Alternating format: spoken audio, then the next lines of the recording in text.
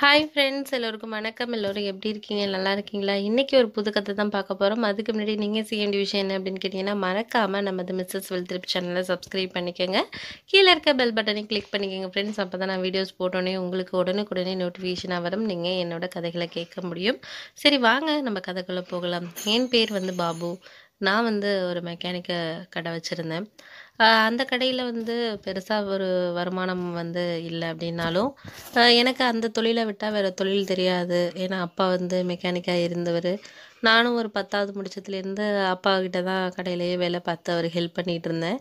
எங்கே ஒரு வேலைக்கு வெளியில் போகாமல் எங்கள் அப்பா கிட்டேயே நான் வந்து இருந்ததுனால எனக்கு அந்த தொழிலை தவிர வேறு எதுவும் தெரியாது. அந்த ஏரியாவில் ஒரு குறிப்பிட்ட ஏரியாவில் வந்து அந்த கடை வச்சுருந்ததுனால அங்கே உள்ள பழக்க வழக்கங்கள்னால அந்த கடை ஓடிக்கிட்டு இருந்துச்சு.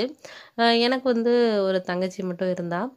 அப்பா வந்து இறந்ததுக்கு அப்புறம் வந்து நான் வந்து இந்த கடையை நானே வந்து பார்த்துக்க ஆரம்பித்தேன். கிட்டத்தட்ட ஒரு 6 வருஷமாக நான் தான் பார்த்துக்கிட்டு இருக்கேன். பெரிய வருமானம் இல்லைனாலும் வந்து எனக்கு தெரிஞ்சதுனாலயே நான் போயிட்டுருக்கிறதுனால என்னோடய வாழ்க்கையில் வந்து பெருசாக முன்னேற்றம்னு ஒன்றும் இல்லை. அப்பா இருந்தப்போ அந்த ஓட்டு வீட்டில் தான் இருந்தோம். இப்பயும் அதே தான் நிலமை. ஒரு நாளைக்கு ஒரு 400, 500 கடையிலேருந்து கிடைக்கும். அது மூலயமா வந்து எங்கள் குடும்பம் ஓடிக்கிட்டு இருக்கு. தங்கச்சி ஒரு காலேஜில் வந்து படிச்சுக்கிட்டு இருக்கா. அவள் வந்து இப்போ 2வது வருஷம் படிக்கிறா. அவளுக்கு இன்னும் ஒரு 2 வருஷத்தில் கல்யாணம் பண்ணணும். ஆனால் கையில் பார்த்திங்கன்னா என்கிட்ட எந்த நகையுமே இல்லை. அம்மாவும் வீட்டில் வந்து காய்கறி வந்து கடை மாதிரி வச்சுருக்காங்க. அவங்க கொஞ்சம் வந்து எனக்கு கொஞ்சம் ஹெல்ப் பண்ணுறதுனால தான் ஓரளவு பரவாயில்ல அந்த மாதிரி ஓடிக்கிட்டுருக்கு. அம்மா வந்து பக்கத்தில் தெரிஞ்சவங்க மூலயமா வந்து காய்கறி மொத்தமாக வாங்கிட்டு வந்து இங்கே வந்து விற்றுக்கிட்டு இருக்கிறாங்க. அப்படி தான் ஓடிட்டு இருந்துச்சு. இருந்தாலும் எனக்கு வந்து இதில் ஒரு மன கஷ்டம் இருந்துச்சு. என்ன அப்படின்னா, அப்பா இருந்த வரைக்கும் வந்து அம்மா வந்து எந்த வேலைக்குமே போக சொல்லலை. எதுவுமே வந்து இது பண்ணலை. அம்மா வீட்டு வேலை மட்டும் பார்ப்பாங்க, எங்களை கவனிச்சுக்குவாங்க, அவ்வளோதான். ஆனால் அப்பா இறந்ததுக்கு அப்புறம் வந்து அம்மாவும் வந்து ஒரு வேலை பார்க்க வேண்டிய ஒரு கட்டாயத்துக்கு நான் தள்ளிட்டனோ என்னமோன்ட்டு எனக்கு சில சமயம் வந்து ஒரு மாதிரி கஷ்டமாக தான் இருந்துச்சு. அந்த கஷ்டத்தினாலேயே வந்து சில சமயங்கள் நான் சொல்வேன், அம்மா நீ வந்து அதெல்லாம் வேண்டாம்மா, அந்த கடையெல்லாம் நீ வச்சுட்டு கஷ்டப்பட வேணாம். ஏன்னா காலையில் 4 மணிக்கே நீ போய் காய்கறி எடுத்துகிட்டு வர வேண்டியதாக இருக்குது. வேண்டாம்மா ஏம்மா அப்படின்னு சொல்லி கேட்பேன். அதுக்கு வந்து அம்மா சொல்லுவாங்க, எப்போதும் ஒரே மாதிரி நம்மளுக்கு வாழ்க்கை இருக்காது. இப்போ நான் வந்து இப்படி இருக்கிறேன்னா இன்னொரு 4, 5 வருஷம் கழிச்சு என் நிலமை மாறலாம். இல்லை இதே மாதிரியே இருக்கலாம், சொல்ல முடியாது. அதனால் வந்து எதுக்கும் நம்ம வந்து யோசிச்சுக்கிட்டு பண்ணிக்கிட்டு இருக்கக்கூடாது. நமக்காக தானே நம்ம வேலை பார்க்குறோம், நம்ம சாப்பிட்றோம், பண்ணுறதுக்காக தானே வேலை. இதில் என்னையா இருக்குது அப்படின்னு சொல்லிட்டு எங்கள் அம்மா எனக்கு ஆறுதல் சொல்லுவாங்க. நீயும் இப்படி இருக்கிறோமே அப்படின்னு நினைக்காத தம்பி, கண்டிப்பாக வந்து நம்ம நிலைமையும் மாறும் அப்படின்னு சொல்லிட்டு அடிக்கடி சொல்லிகிட்டு இருப்பாங்க. ஒரு இப்படியே என் வாழ்க்கை போயிட்டு இருந்துச்சு. கிட்டத்தட்ட 6 வருஷமாக அப்பா இருந்ததுக்கப்புறம் வந்து இப்படி தான் எங்கள் வீட்டில் ஓடிட்டு இருக்கு நேரம்.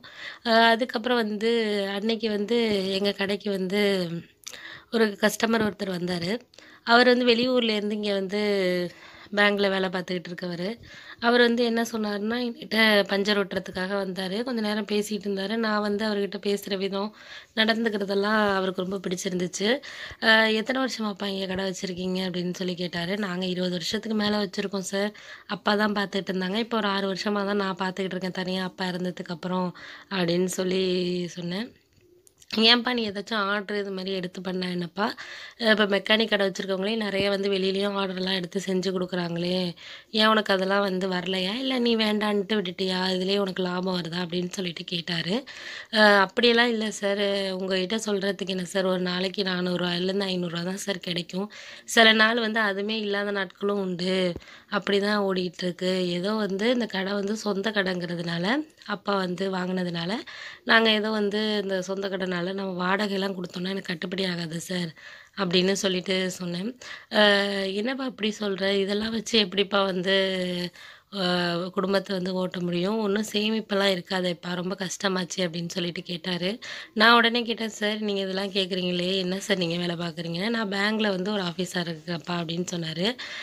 அப்போ தான் அவர் சொன்னார், நான் வேணால் உனக்கு ஒரு ஹெல்ப் பண்ணலாமாப்பா அப்படின்னு சொல்லி கேட்டார்.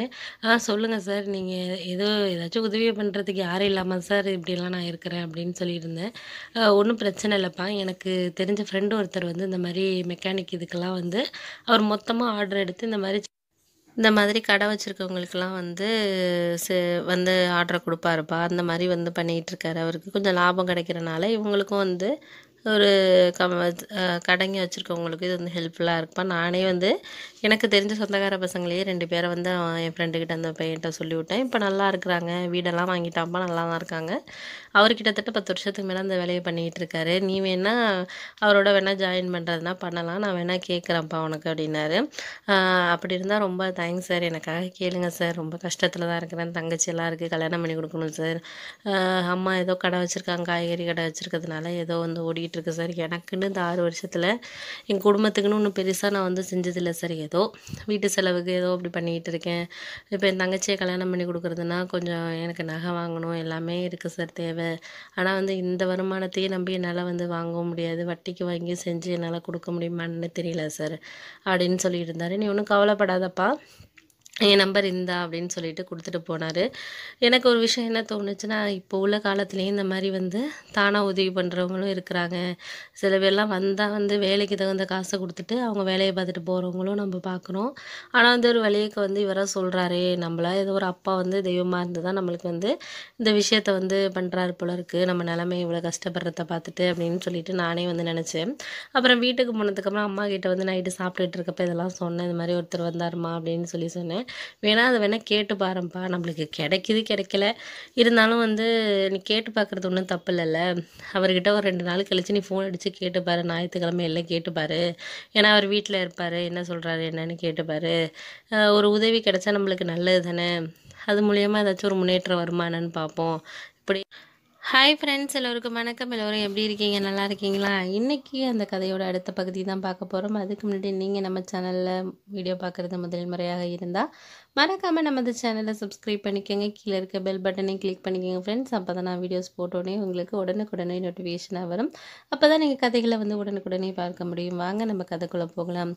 எனக்கு வந்து அந்த பையன் மேலே இருந்த ஒரு காதல் வந்து ரொம்ப ஒரு சின்சியரானதாக அது இருந்துச்சு.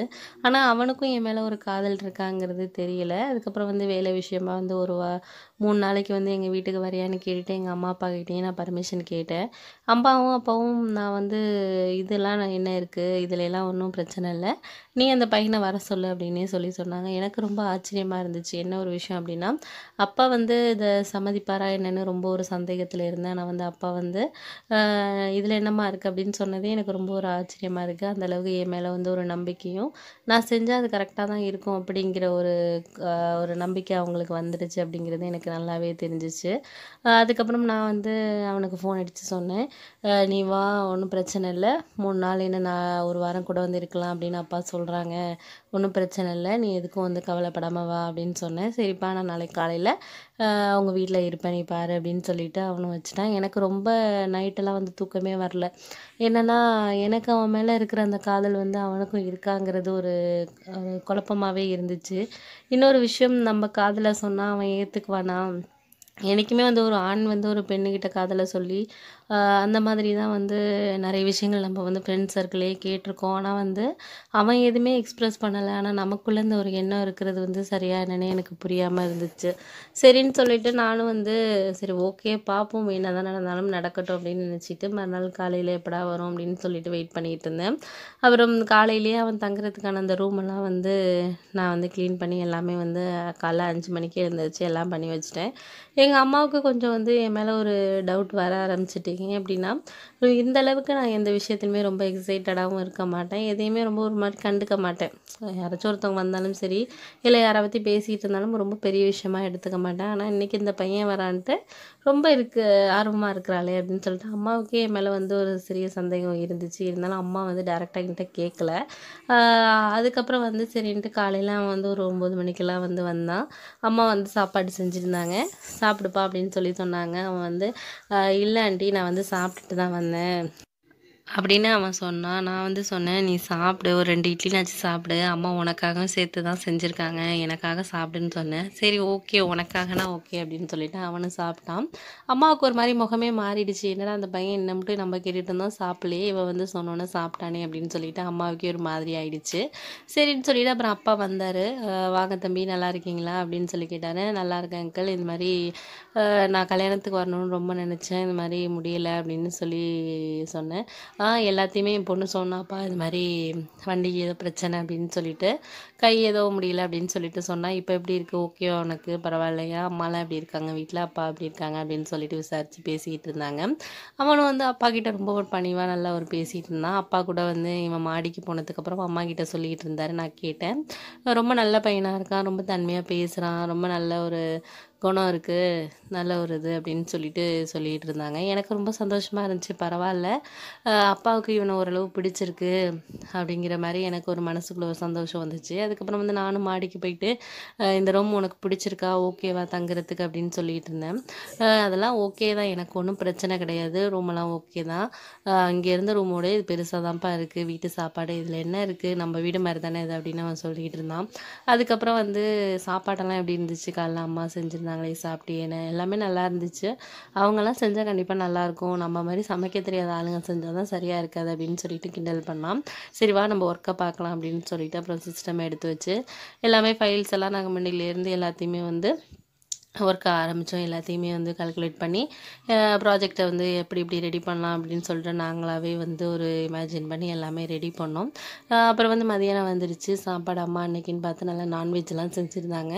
ஏன்னா அவன் வர்றதுனால அப்படிங்கிறத காட்டியும் அக்கா வந்து சில ஐட்டங்கள்லாம் அக்காவுக்கு பிடிச்சதெல்லாம் வந்து செஞ்சுருந்தாங்க. ரொம்ப வந்து பிடிச்சிருந்துச்சு. அவனும் சாப்பிட்டான். சாப்பாடுப்பா அவங்க வீட்டில் அப்படின்னு சொல்லிட்டு அவனும் வந்து அம்மா ரொம்ப நல்லா சமைக்கிறாங்க, எங்கள் அம்மாவோட பக்குவம் அப்படியே இருக்குது உங்கள் அம்மாவுக்கு, ரொம்ப நாளாச்சு இந்த மாதிரியெல்லாம் வீட்டு சாப்பாடு சாப்பிட்டு அப்படின்னு சொல்லி பேசிகிட்டு இருந்தான். அதுக்கப்புறம் வந்து என்ன சொன்னேன்னா, அக்கா எங்கே இருக்காங்க அப்படின்னு சொன்னால், அக்கா வந்து அங்கே மாமா வீட்டில் தான் இருக்கிறாங்க. மாமா வந்து இன்னொரு 2 டேஸில் கிளம்பிடுவார். அப்புறம் வந்து நானும் அம்மாவும் போய் இல்லை யாராச்சும் போய் அழைச்சிட்டு வரணும்ப்பா அப்படின்னு சொல்லிட்டு இருந்தான். சரி சரி ஓகே ஓகே அக்கா இப்போ ஹாப்பி தானே, ஃபோன் அடிச்சியா என்னென்னலாம் கேட்டுகிட்டு இருந்தான். நானும் வந்து பேசிக்கிட்டு இருந்தோம். அப்புறம் வந்து நான் ஒன்று கேட்டேன், தப்பாக நினைக்க மாட்டியே சுரேஷ் அப்படின்னேன். அதுக்கு உடனே என்னப்பா சொல்லு, நமக்குள்ளே என்ன இருக்குது இதில் அப்படின்னு சொல்லி பேசிக்கிட்டு இருந்தான். நான் உடனே வந்து ஒன்றும் இல்லை, உன்கிட்ட ஒரு விஷயம் கேட்கணும், உனக்கு எந்த மாதிரி ஒரு ஒய்ஃப் வரணும்னு நீ எதிர்பார்க்குற அப்படின்னு சொல்லிட்டு கேட்டுட்டு இருந்தேன். அதுக்கு வந்து எனக்கு வந்து ஒய்ஃப் எப்படி வரணும் அப்படி வரணும்லாம் ரொம்ப இமேஜின்லாம் கிடையாதுப்பா. ஆனால் வந்து ஓரளவு நம்மளோட ஒரு கஷ்ட நஷ்டங்களையும் சரி எல்லாத்துலேயுமே சந்தோஷத்துலேயும் வந்து ஒரு பகிர்ந்துக்கிற மாதிரி ஒரு லைஃப் பார்ட்னர், நம்மளோட சூழ்நிலையை புரிஞ்சுக்கிற மாதிரி ஒரு லைஃப் பார்ட்னர் வரணும்.